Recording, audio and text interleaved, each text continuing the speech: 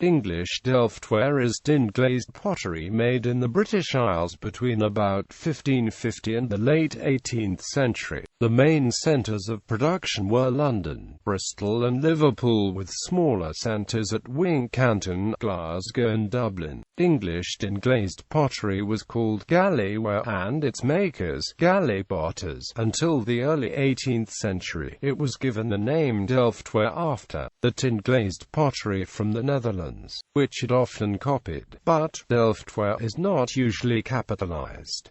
Many everyday wares were made: tiles, mugs, drug jars, dishes, wine bottles, posset pots, salt pots, candlesticks, fuddling cups, puzzle jugs, barber's bowls, pill slabs, bleeding bowls, porringers and flour bricks. Humble undecorated items included chamber pots, colanders and small disposable ointment pots dispensed by apothecaries. Large decorative dishes, often called chargers, were popular and included much of the most ambitious painting, often stretching the artists to the edge of their capabilities and beyond.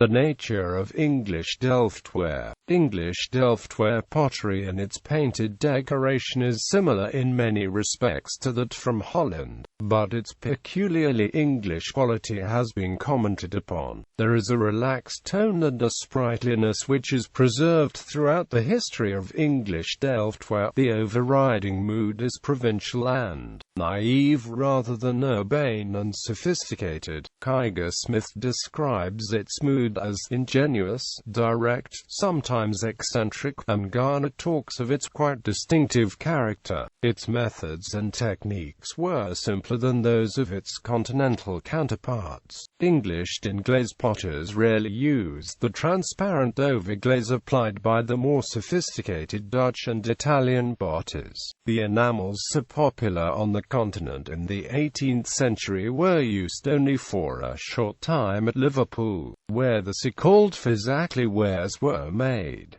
Early wares. An English delftware jug has been found in East Malling, Kent, with a silver mount hallmarked 1550, which is presumed to be the earliest date of manufacture. John Stow's Survey of London records the arrival in 1567 of two Antwerp potters, Jasper Andries and Jacob Jansen, in Norwich, where they made galley paving tiles and vessels for apothecaries and others, very artificially.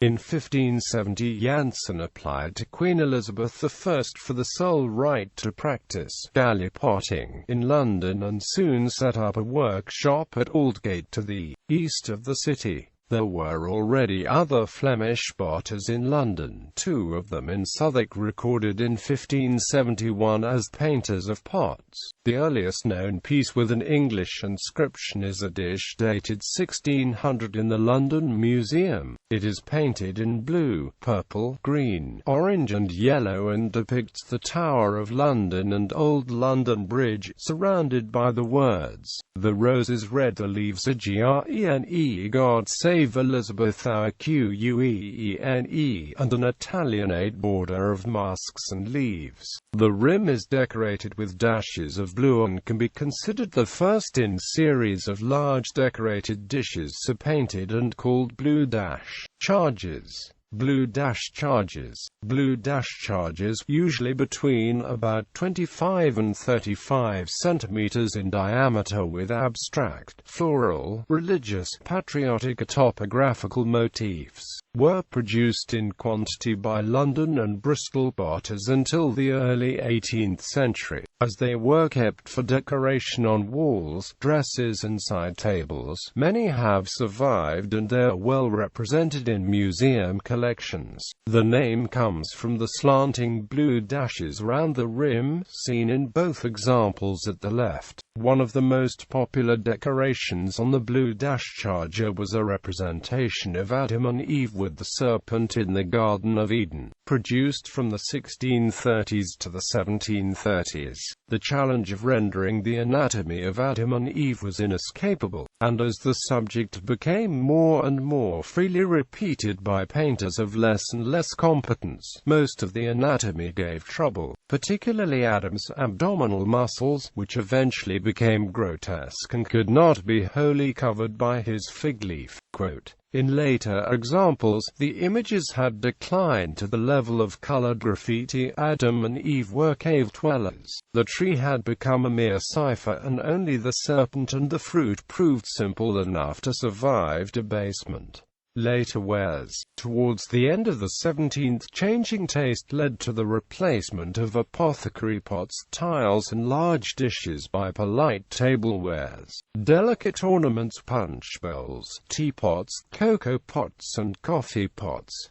The decoration became lighter and more informal. Changing taste was also reflected in chinoiserie decoration and greater use of a polychrome palette. In Bristol and Lambeth from the mid-18th century there was much use of a technique imported from Italy, bianco sopra bianco. The object was covered in a tin-glazed tinted with a small amount of coloring oxide, with decoration over it in white tin glaze. The development of a very white earthenware by Wedgwood spelled the end of English delftware. Decoration could be applied to the bisqueware from printed transfers. White pottery could be produced with a clear lead glaze, and the result was pottery lighter and more durable than tin-glazed ware. The North Staffordshire potteries also introduced new wares and industrial techniques that disadvantaged the delftware makers, and by the 19th century tin-glazed earthenware almost died out until its revival in the form of art pottery 100 years later. Collections. There are good examples of English delftware in the Victoria and Albert Museum, the British Museum, the Ashmolean Museum and the Fitzwilliam Museum.